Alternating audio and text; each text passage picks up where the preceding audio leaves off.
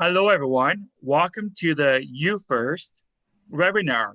People First of Canada is so excited to be able to reach out to our members across the country. People First is going to be doing 4 webinars this winter. All of them will have a different topics and guests, and all of them will focus on you first. We'll be sharing ideas and thoughts on how to be prepared for the types of challenges we have faced in this pandemic, how to be ready for other emergencies that might happen in our country. We are recording this session today, so if you don't want to be on camera, please turn your camera off. We will ask everyone to stay muted unless you have a comment or question as we go along. Also, we have translator on the line for those who want to listen to French. Please hit the translation button at the bottom of your screen and hit French. If you want to Bonsoir listen tout to le monde. English, please hit the English button. You will hear the translator as we go along. Please feel free to send us a note in the chat box if you're having trouble. Today's webinar is about how to have a good mental health and manage stress. We'll also be able to talk about people, how they can deal with anxiety and worry.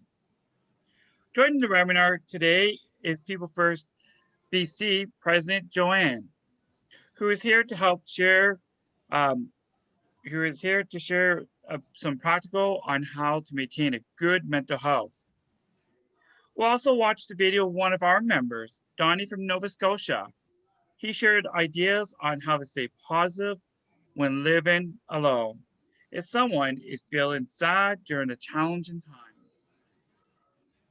We also will have a mindfulness expert, speaker, and author, Keith McPherson, who will join us from Manitoba. We are so excited to have you here today. We know that you're going to share some great ideas on how to stay healthy and be mindful when we're on our own. We're looking forward to hearing you today. And there will be time at the end for questions for Keith as well. So let's get started. I'm going to hand it over to Joanne now. Thank you. Thank you, Corey. Our weapon is called You First. Why did we call this? We decided to call it You First because you really do come first. In a private health emergency, and anytime you need to talk, take care of yourself first so you can live your best life and able to take care of others. Think we all agree that this year has been stressful, right? Maybe you live with people, or maybe you live alone. But we all have new kinds of stress in our lives. Today, we will talk about how to manage stress in our situation. But like COVID, but also how to deal with stress in our everyday life. First, for some of us get together online in COVID feedback sessions to talk about our challenge. I think some of you here today are also there. We learn so much about what you are going through and what you do to stay healthy. Today, we want to share some of the ideals we learn.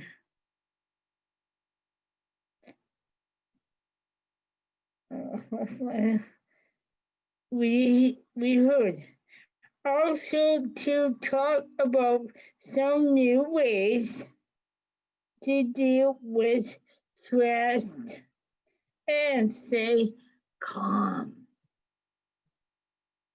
It's going to be a good talk today, and hopeful we will all learn some new skills. Back to you, Corey. Thanks, Joanne.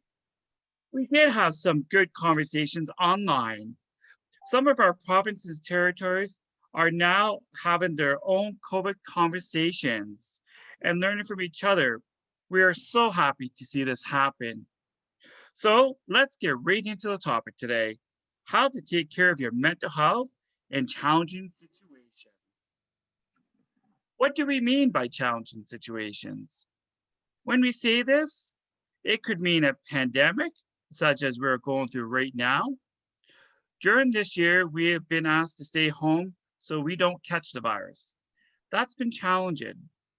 Depending on where you live, it could mean a long snowstorm, or getting snowed in, or in a thunderstorm. These can be challenging as well. There are many situations that we face where it's important to stay home and keep ourselves safe.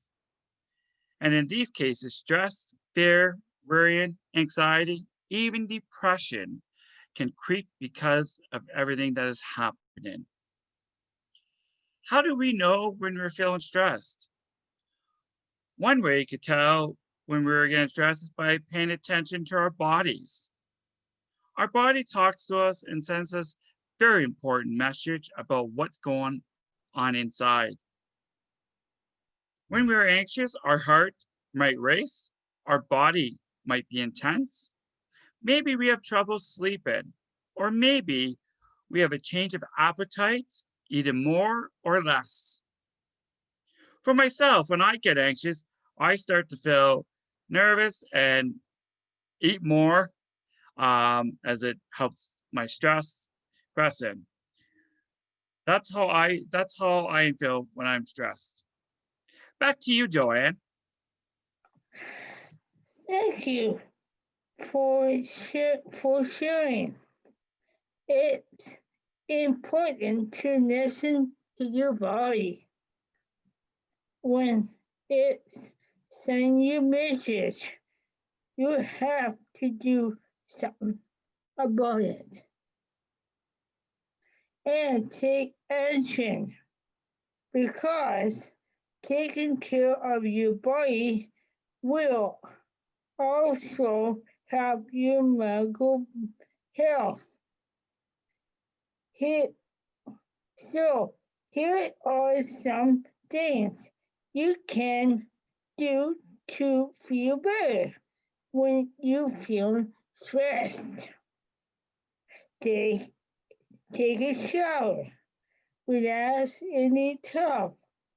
Remember to take your medicine. Drink lots of water every day.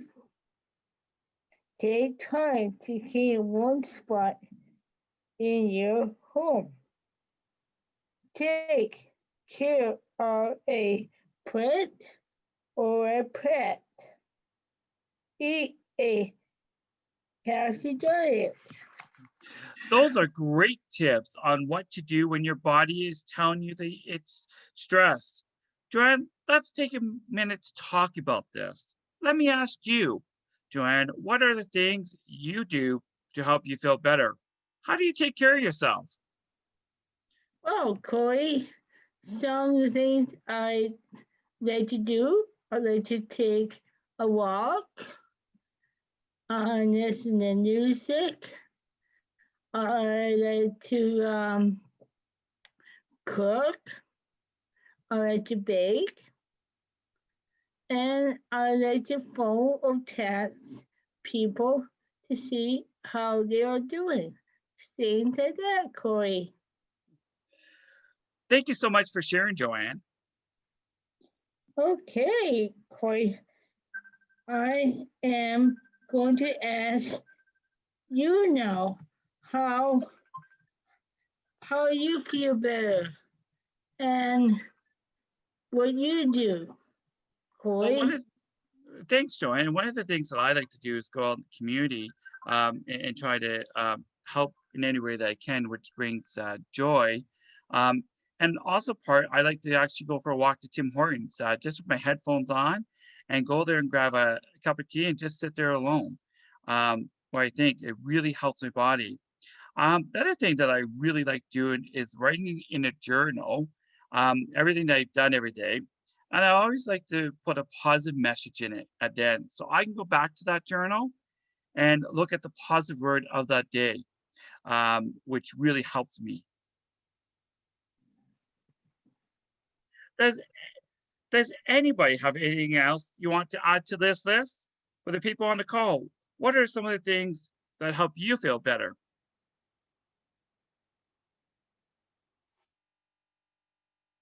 Anyone?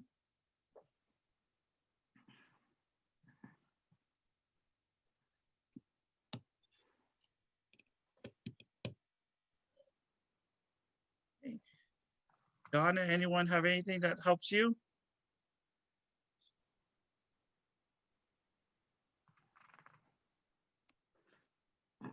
Hmm? Oh, I Allison. I think one thing that I like to do is um, play with my cat. Nice. Thank you. Thank you. Good. Anyone else? The things I like to do is to take a hot bath or work out or something like that. Helps me de-stress. Nice. Thank you. Janet. Mhm. Anyone else? Well, for me is that the one thing that makes me feel good is doing some chores or bake some cake or cookies that keep distracting me from thinking of COVID-19. Well, thank you so much. Those are really great tips. Thank you so much for sharing, everyone. What else can we do? Have you ever heard someone say we should practice mindfulness? And did you wonder what did they mean by this? Well, practicing mindfulness is being aware of what is happening around you. It is a good way to calm your anxiety in the moment.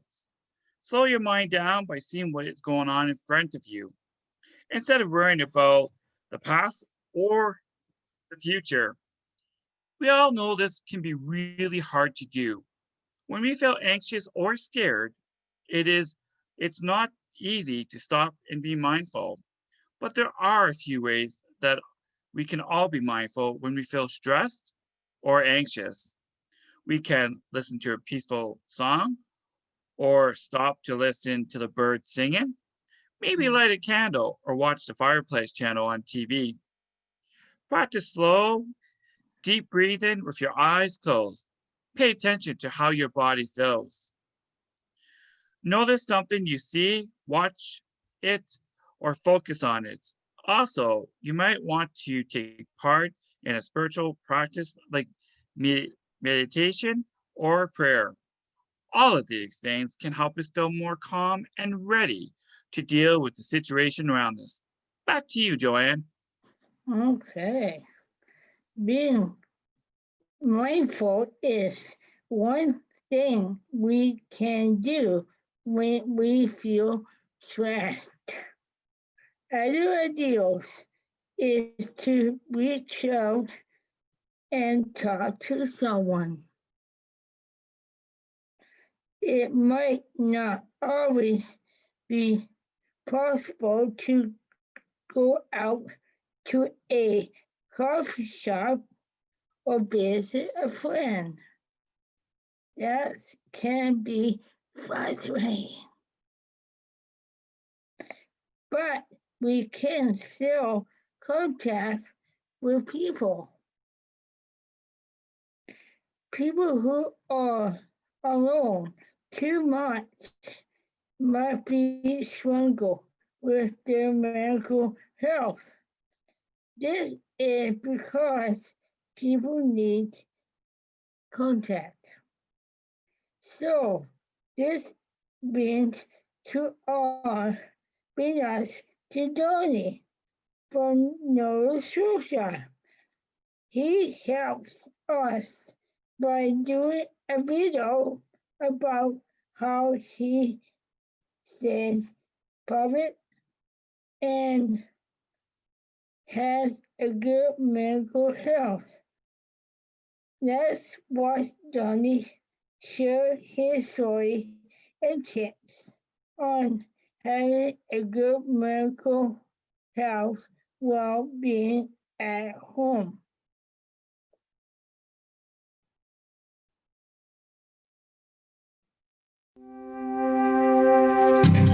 My name is Donnie McLean. I live in Middleton and I'm 61 years old. Middleton is kind of like a quiet town. Tim Hortons is the most popular place around Middleton. You find almost everybody there. When the lockdown happened, it's kind of a little upsetting because it stopped a lot of events and locked down a lot of stores, and we can't go to Timmy's for a while because that's shut down. If you're not used to doing that all the time, it's kind of hard trying to adapt. But day to day, when you got to know what it was like, it got a little bit better.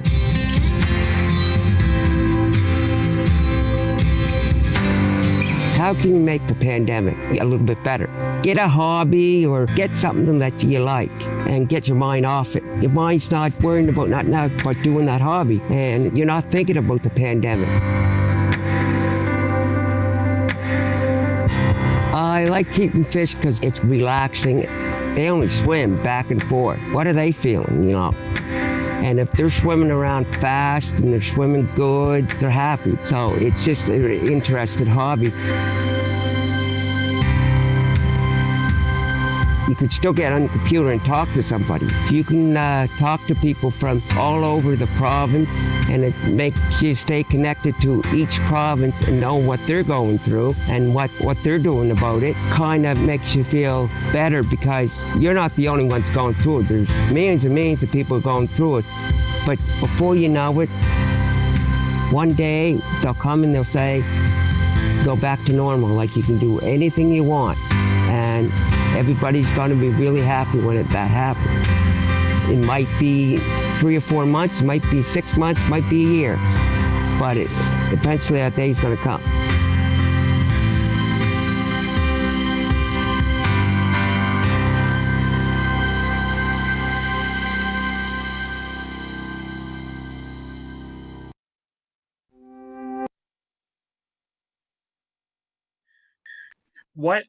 What a great video. Thank you so much, Donnie, for sharing your insights in this. And one of the things from the video, well, a lot of us have struggled, it brought a lot of hope, opportunities in the future, that while we're in a pandemic and while we may down the road go back to normal, the struggles that Donnie has faced, so many are, but he has taken those up by the hobbies, and talking about things that worked for him. So great video. It brought a lot of hope though. So thanks, Donnie. Donnie had shared a lot of great points on how to stay connected when you're alone. Some of the ways we can stay connected are on the phone or by having video chats, group chats on the computer, maybe using Facebook, Zoom, or FaceTime so we could see people's faces while you talk to them. We have been doing a lot of that this year. Go outdoors, meet someone outside, go for a walk. Just remember to wear a mask and have social distancing. What did you think about what Donnie was saying? What did you do when you feel alone?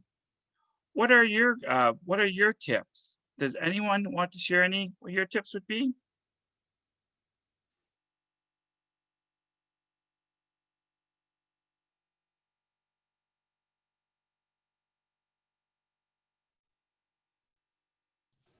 I know I like to color, play games, and go for a walk. And I also like to chat with people on the phone and do other things. It's just Heidi. Great. Anyone else have any more? Can you repeat the question, Corey? Yeah, absolutely. What did you think about what Donnie was saying? And what did you do when you feel alone? What do you do when you feel alone? Well, when I feel alone, I like to go take walks there, and I like to play games on my computer. I just found out how to play games, and it's really relaxing. And when I do that, I don't think about my problems or about the COVID, and it's really fun. That's great. Yes. Anyone else have any more? Well, for me is that I play a lot of games on my computer, so that also keep me distracted from COVID-19. So probably maybe one day we'll be going back to normal. Hope so. Well, thank you so much for sharing those tips, everyone. Very helpful, like you always do. We know we have great ideas here today, but we also want to connect with someone new. So we reached out to Keith McPherson. Keith is a best-selling author, speaker, life coach, and mindfulness expert who has traveled all over the world, helping people learn about how mindfulness can make a difference in all their lives. For over 20 years, Keith has devoted his life to this healing work. Welcome to People First, Keith. We're interested to hear hear your tips today. Thank you for joining us. Thanks, Corey. It's awesome to be here with you all, and thank you for inviting me. I'm just looking at the screen at all of your faces that are on camera, and it's just really amazing that we get to do this from all over the country. Like, how exciting is this? And hearing your ideas already about how to put yourself in a state of calm and peace during this pandemic. I'm inspired. Just that one comment someone made about taking a hot bath and relaxing. I think I might do that after this session. I was a little stressed coming on the call. I'm like, oh my goodness, there's going to be all these people. And it's just so great to see your faces and know you're here with me. As you heard in the intro from Corey, I've spent a long time in the work and study of mindfulness practice. And it's funny how I got into this. I've been a musician most of my life, and I'm also a yoga instructor. And I was teaching yoga about 10-ish years ago. And someone said, would you be interested in leading a workshop on mindfulness? And me being a yes person, are there any yes people on the call that just like, they say yes to everything? That was me. I said, yes, of course, I'll lead a workshop on mindfulness. And the next thing I knew, I was in this room of people, and honestly, at the time, didn't know a lot about mindfulness. And I realized I better do some research and learn about this. And so over the span of time, over the last 10 years, I've been on a quest to really integrate this practice into my life and make sense of it. And I actually ended up writing a book a couple years ago on it as well, called Making Sense of Mindfulness. And it was so interesting when I was working on my book. I asked people, what does the word mindfulness mean to you? And the answers that I got back were like all over the map. Someone said, mindfulness, isn't that practice where you sit around in a circle and smell and taste raisins? Like, why would I ever do that? I don't know if anybody's ever had any mindfulness training, but there is a grain of truth that they have a practice where you slow down your eating. Where I'm not going to pass out raisins over Zoom today for you, but just to say there is some truth there. Someone else said, mindfulness, isn't that practice where you sit on a cushion and do nothing? Like, why would I ever do that? I have lots to do besides do nothing. Look at my to-do list. Somewhere in there, there's a grain of truth as well. Someone else said, mindfulness, isn't that practice that I do every morning where I just check it off my list and I like sit down and I get quiet and I meditate? There's some grains of truth in there as well. But what I've come to find is mindfulness really at its core is not necessarily a to-do list thing, but it's more about like noticing, how am I being while I'm moving through the day? Like, how am I actually being as I'm working on all the things on my to-do list? Am I in a place of stress and anxiety, or am I feeling calm, or am I peaceful? And so in a lot of the practices that we do, it's about helping ourselves come into a state of calm and peace, especially in those moments when we feel like our busy minds have wandered off out of control. One of the best ways that I heard mindfulness defined was actually by a children's author named Susan Kaiser Greenland. And she said, mindfulness is paying attention in the present moment with kindness to yourself, other people, and the world around you. And it sounds really simple, right? Of course, I'm going to pay attention in the present moment with kindness to myself and everybody else. But just consider even the first part of that sentence, like paying attention in the present moment. Like, how often are we not paying attention in the present moment? You know, our phones buzz and all of a sudden we're totally distracted, right? Or even on this call, you might notice your busy mind is wandering, or, you know, maybe you hear a sound outside and it distracts you. And it can be really challenging to bring ourselves into the present moment. And why is it important to come back into the present moment? Well, we heard it earlier in the call. I think it might have been Corey that said it, that when we're not in the present moment, that's when our minds often tend to wander off into story mode, so to speak, right? And when our mind wanders off into a story, it's not always a bad thing. Like if you've got to plan what you're going to have for dinner tonight, or, you know, maybe you're making some changes at your house and you've got to dream about it. But often when our mind wanders off into a story, a lot of times those stories tend to be quite fearful and stressful. And all of a sudden we're in a story about something that hasn't even happened yet. You know, like, oh my gosh, is this pandemic ever going to end? Like, what if it doesn't end? What if this vaccine doesn't work, right? And all of a sudden we're in this story in our mind about what if. Or oftentimes we go into story modes about what happened in the past, like, oh, maybe I shouldn't have said it that way, or did I do a good job? Do they like me?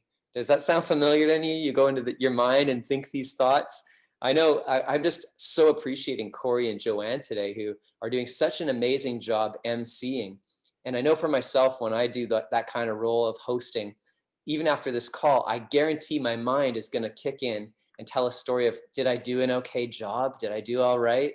How often do we tell ourselves these stories? So to come back into the present moment is really a key part of mindfulness practice.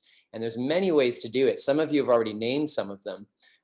In this session today, I want to give you another way to think about, how do you bring yourself back into the moment and really cultivate that place of peacefulness. The other part too is about paying attention with kindness to yourself.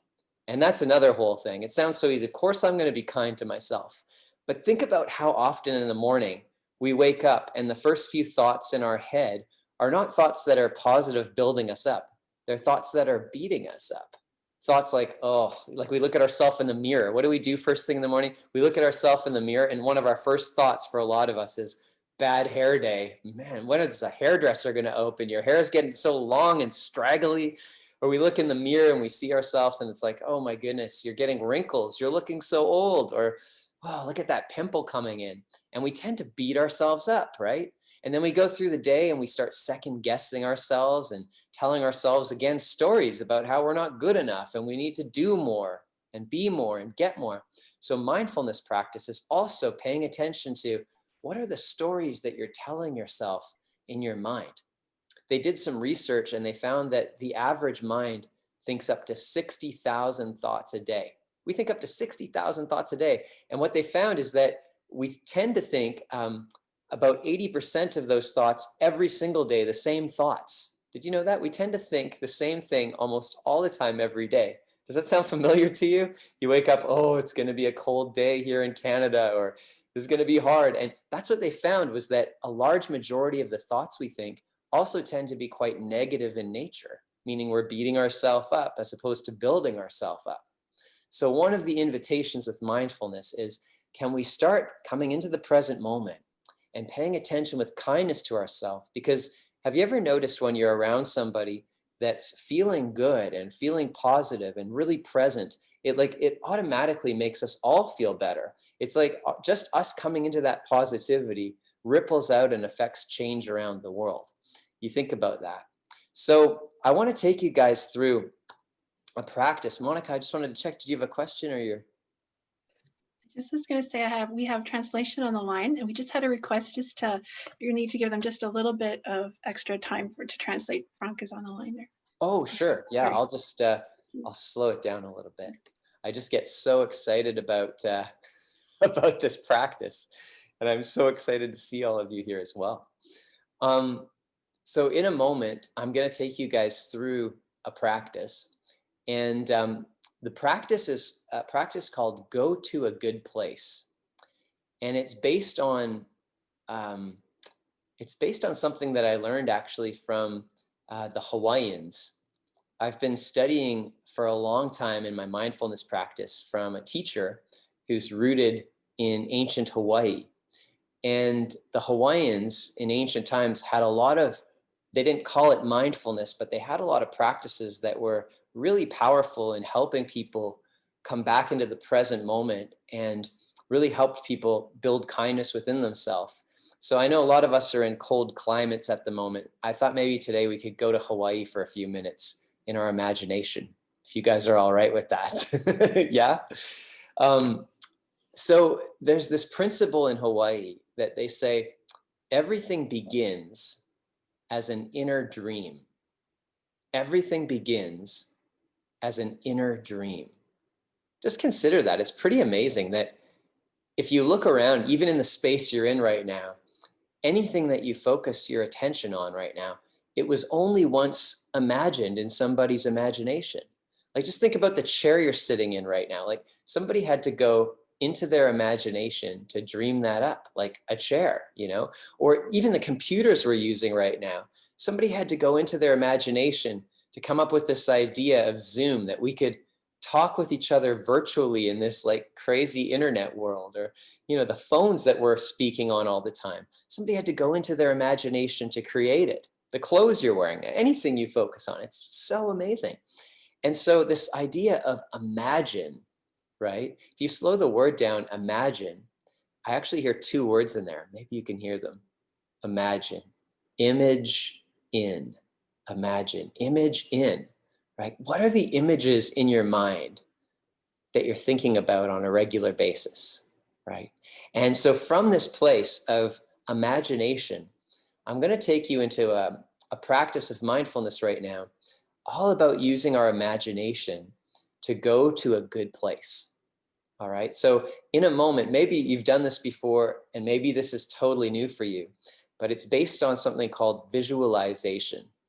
You know, a lot of athletes use this when they're preparing for a game, before the game or their sport. You know, they visualize in their mind that, you know, the winning goal has already been scored before it even's been scored.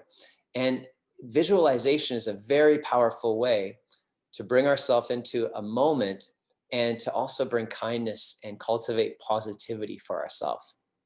So in a moment, I'm going to have you get really comfortable and in your chair, and I'm going to invite you to just go into your imagination. I'll lead you in, and I'm going to invite you to imagine yourself in a really beautiful, good place. And it might be a place you've been before. It might be a place you're just making up for the first time. It might even be a place that doesn't even exist on the planet. It's just a place that you would just imagine as beautiful. It could be like a combo of places. And as you go into it, I'll cue you with some questions to just check out in this place as you're exploring it. And we'll see if we can just get into this place of presence and cultivate some kindness and positivity. Yeah? So to begin, I'm going to have you come into a comfortable seat. You can just become aware that your feet are touching the ground. You might take your hands and place them on your lap so you're not distracted. Maybe roll your shoulders back a couple times. Yeah, it feels nice to do that, especially if you've been carrying the weight of the world. And then you might choose here. Now, a lot of people, when they visualize, like to close their eyes. So that's an option. And if you don't want to fully close your eyes, you can always just turn them down towards the ground or just fully close your eyes. And to begin this practice, I'm going to invite you to tune your focus towards your breathing. Just take a deep breath in through the nose and out through the nose or mouth.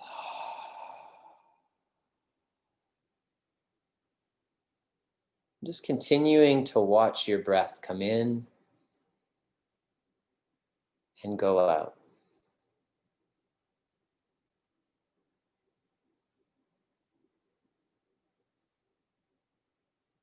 And notice when your mind wants to wander into a story. Oh, my mind's drifted.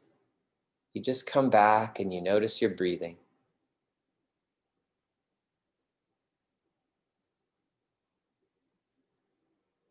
And as you're breathing, just feel your whole body relaxing. Every time you breathe out, just feel how all the tension in your body relaxes and lets go.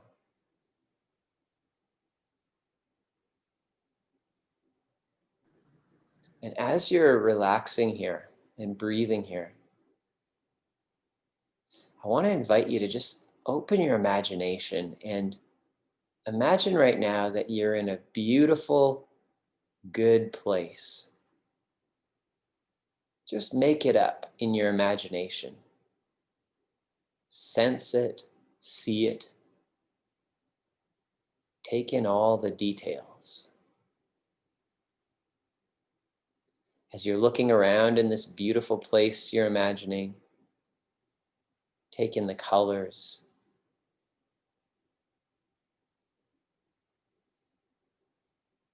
Notice the different sights that you see.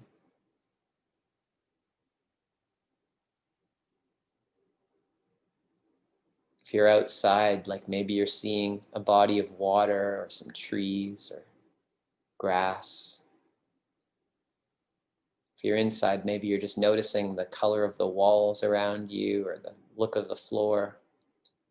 Just really imagining this beautiful place coming to life.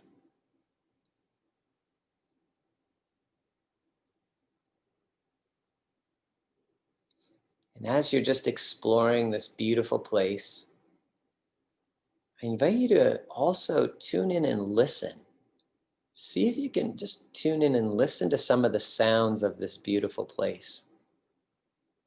What does it sound like here? For example, if you were by an ocean, you might hear waves crashing. Or if you're near trees, you might hear the rustling of the trees with the wind. You might hear the sound of voices of other people around. Birds chirping, perhaps.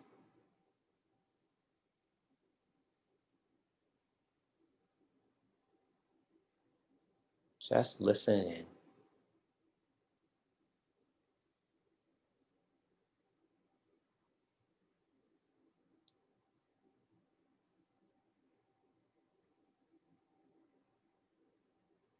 Notice as well the fragrance of this place. What does it smell like here? If you're out in the open air, what does the air smell like in this beautiful place? If you're inside as well, you might notice the distinct smells of this beautiful place.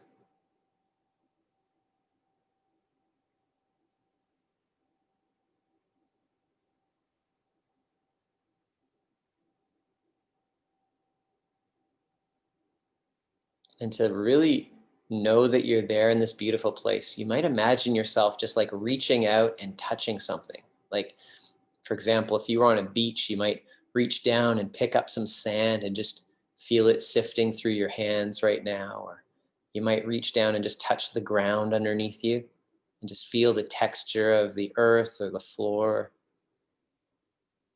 Maybe there's a wall, or if you're outside again, maybe even just touching one of the trees around you if there's trees, or just a feeling that texture of this beautiful place.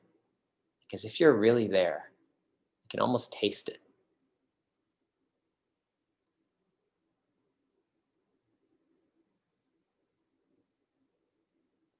And just noticing as you're here in this place, like how your body responds, like how does your body feel right now as you just let yourself immerse into this beautiful place?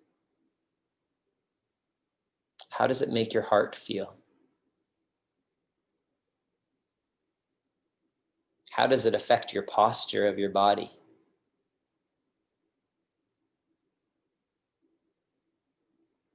What does your breath feel like here?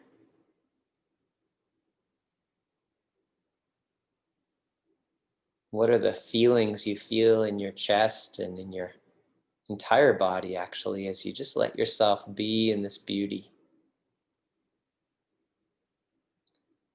Just notice, like, this is a place that you can come to anytime you choose, now that you know it's here for you. So just thanking this place for being available. And when you're ready, just take a deep breath.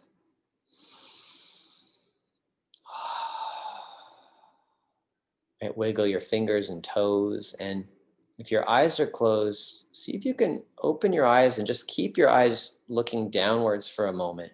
We tend to sometimes jump out of these practices, but just to keep your eyes looking down.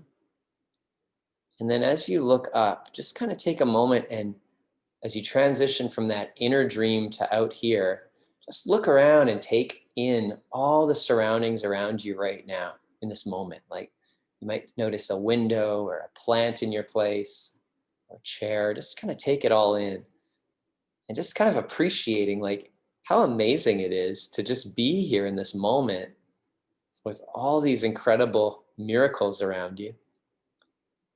And noticing like how you feel after going to this good place. Yeah. Can you feel a shift? I'm looking on some of your faces. You look like you've been on vacation. It's pretty amazing. You can even, if you want, drop a note in the chat box and let us know where you went.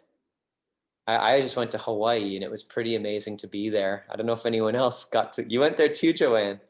Yeah, it was awesome. This is one of the best things during a pandemic is you don't even have to travel. All you have to do is close your eyes and imagine a good place, and your body actually believes that it's there. This can save you so many air miles as well. It's amazing. And what I love is this practice is something you can do every day to lift your spirits, to bring you into a moment. And it's something that I would recommend trying out again before you go to sleep at night. You know, a lot of us tend to watch breaking news stories that are so stressful and fearful. If that's you, instead of watching the news, turn the news off and fall asleep going to your good place. And just think about it, as you fall asleep in that good place, your brain will marinate in that for the next 8 hours. And you'll wake up feeling more rested, more peaceful, more calm. So this is just one little bit that you might want to try bringing into your day. And I hope this has been informative for you. Thanks for inviting me in. I hope this really inspired you. It's been inspiring to travel with you. I'm looking to see where people went. It's so much fun. I relax with the nature of the kingdom, the earth, Jimmy says. Wow, great. So I guess we can take a few questions before we wrap up, if anyone has any. Thanks for the hand claps over there, Corey.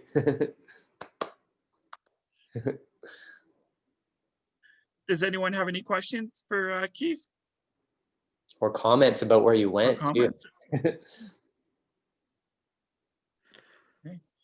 Well, I was just saying that when you said you went to Hawaii, I've never been there, but hey, I just went there. I was walking along the beach, pine trees and the ways of the trees, and I picked up a little seashell, and it was amazing.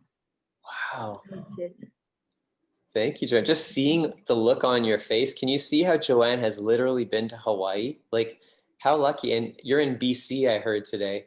But what's amazing is Mhm. that the part of us that we just tapped into, which is called the unconscious mind part, not our thinking mind, but our memory mind, it doesn't know the difference. So as soon as your thinking mind starts thinking about being on that beach in Hawaii, your memory, your unconscious mind, it starts bringing that to life. So you might even notice like your temperature gets a little warmer in the body because you're in a warmer climate, or you just feel your whole body relaxing because the beach is so relaxing.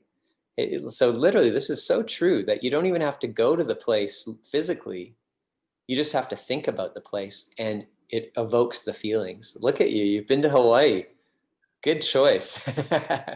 Awesome.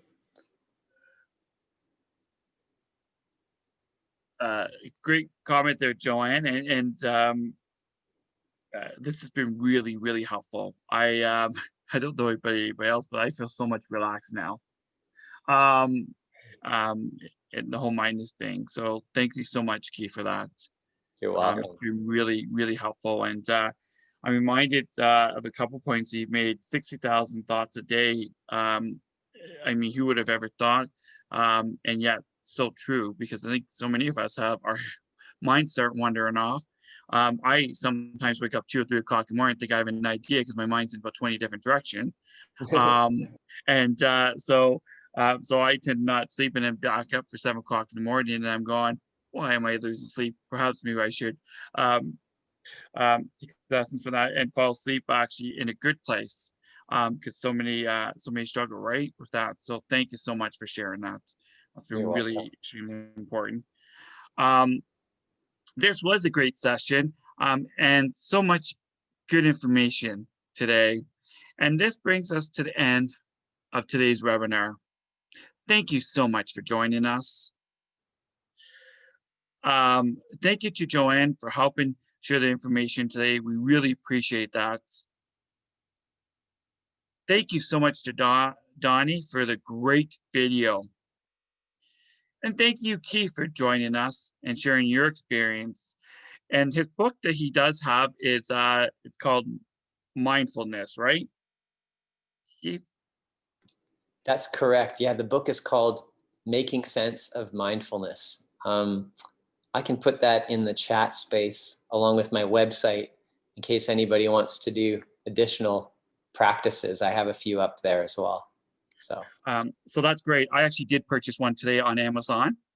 So I'm looking forward to reading that. So that's great. Oh, I hope you enjoy it. Thanks, Corey. And we hope that you all feel that you heard some good ideas that will help take care of yourself. With all the things we've learned today, it's important to remember that sometimes you do the right things, but you still don't feel better. If you feel bad or not well, please call your doctor or another professional to talk about your mental health. If you need help to make your appointment, ask your family or friends or an advisor or support staff. Somebody can help you reach out because you matter. We all matter. And things will get better. Remember to take care of you first. Thank you for joining us, and we wish you a fantastic day.